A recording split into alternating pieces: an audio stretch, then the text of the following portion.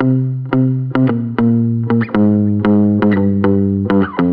guys, welcome to Rhino Feed. Today I'm going to do an unboxing of the Corsair 550D. This is part of their higher end series of cases called Obsidian series. It has a full aluminum panel of the front and stamped steel rugged construction. It's quite simple design. So you'll see the front of the box just has the classic Corsair brown box and just outline of the exterior of the case. But on the back you'll find it a little bit more interesting. We have the interior of the case and all its features, which I'm just going to go over. You can check out the picture, but I'm going to actually open it up and you can see it without the diagram.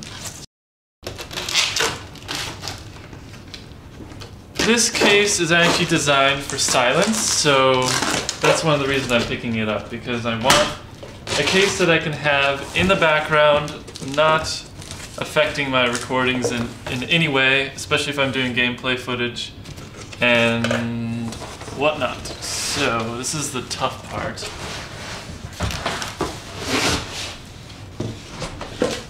Hopefully, it'll probably be upside down, so I'll have to flip it.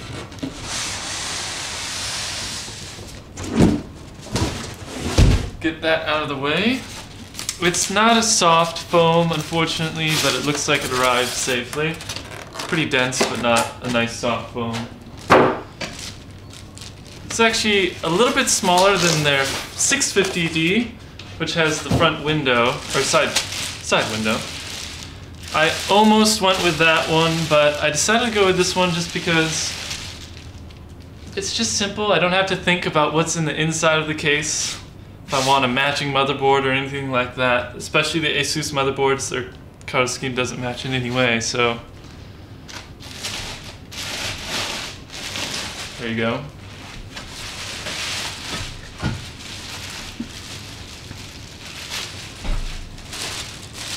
In the plastic wrap, you'll see their quick start guide. And if anything's wrong with the case, they don't want you to send it back to Newegg. And just basic features. Everything that was on the back of the box is in here. Now that I got it opened and out of the packaging, I'm going to show you all the features that it includes. The first being the diamond cut front aluminum panel, and also the silver contrasting I/O panel. So you have mic input, headphone jack, reset switch, power button, which feels very good, and two USB 3.0 as indicated by the blue color.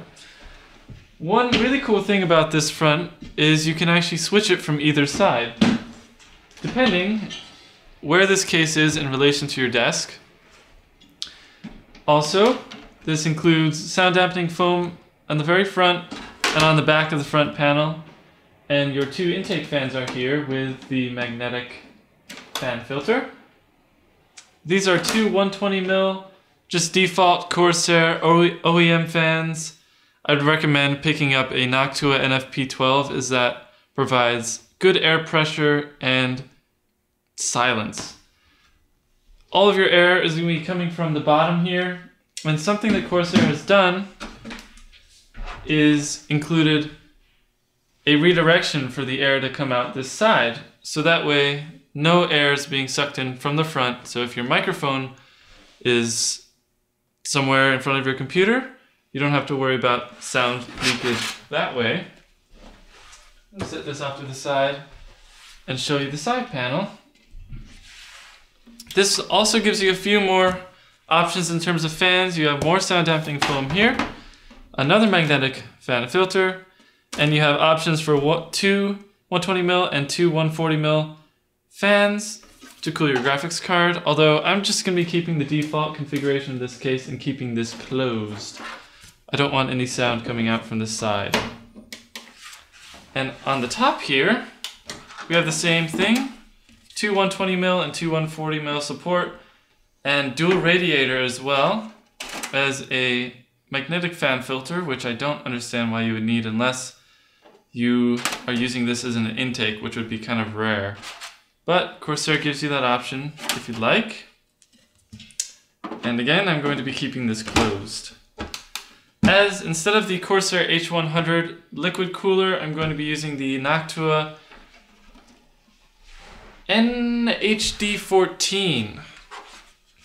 The back panel includes one 120mm exhaust fan, your I/O shield cutout, 8 PCI Express slots, and then your power supply cutout, as well as 4 water grommet holes. I don't know why you would use those, especially with solutions like the Corsair H100 for liquid cooling.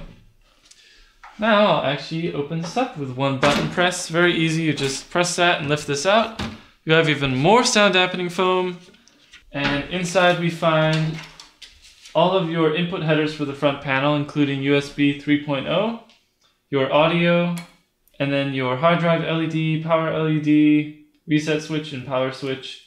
And all of these were actually covered with a piece of foam so that your fully painted interior is not being messed up. That's a really good thought from Corsair, as during shipment can be kind of rocky.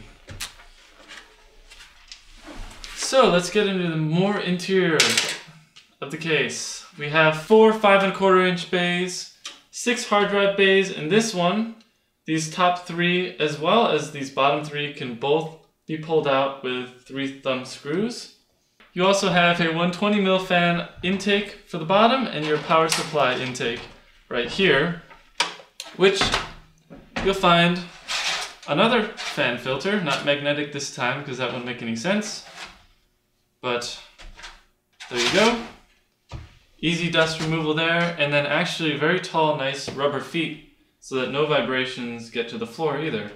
And these 4 thumb screws are how you remove this bottom drive bay. Other than that, the interior has great cable management grommets and lots of space and just overall nice matte black finish. So let's show you the other side, and then I'll take out the drive bays so you can see how that looks. More sound dampening material. And there you go, you have lots of space for cable routing. Although one thing to mention is that 650D gives you a little bit more space, as this case is about ½ inch thinner. And because of that sound dampening material, it gives you even less room for space behind the motherboard tray. And you have a nice big CPU cutout, so when I'm installing my NHD14, which by the way is compatible with this case, I'll have no problems there. And I think that's about it. You have about 1, 2, 3, 4, 5, 6, 7, about 7 Ziploc ties. I would wish there'd be more up here, because if you want to route a cable up here, like your 4-pin motherboard power supply header, that would be useful. So there could be a few more there, but we can remove this thumb screw with a screwdriver because this is apparently too tight, but I'll show you that in a second. So I got those 3 thumb screws removed, and this is my configuration of the case, as I want better airflow to my graphics card. This is not going to be in the way of my top intake fan, so that will reach even further to the graphics card and motherboard area.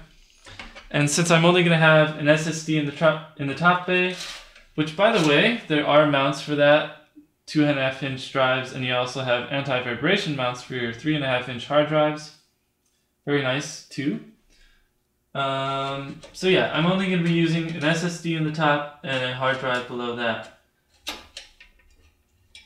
Fiddle, fiddle, fiddle.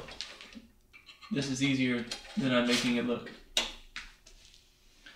So now we'll take a look at the included accessories found in the bottom bay here. Corsair includes a nice guide to let you know exactly what's included. Whoops. So one thing that Corsair has done that's really smart is included, if I can find them, I have one set. There we go. Your hinges for the front panel. So if these ever break on you, you have replacements so you don't have to worry about them. You also have your little bit cable management package here, which only includes 3 zip ties and more sticky back cable routing. Kind of stingy. Now there's some confusing fans that I can't quite find on the quick start guide. I think these are all fan screws, but I could be wrong. Then you have your copper motherboard standoffs, hard drive screws, motherboard screws, and power supply screws. And they're all painted black, so it looks really good. So other than that, guys, thank you very much for watching my unboxing, and I hope you've enjoyed. Let me know if you want to see more computer rig videos. I have lots more of the components to show you, such as my Noctua NF S12B. This is going to be my exhaust fan. And then my Samsung H30 SSD, yay. And that's about it. Thank you for watching.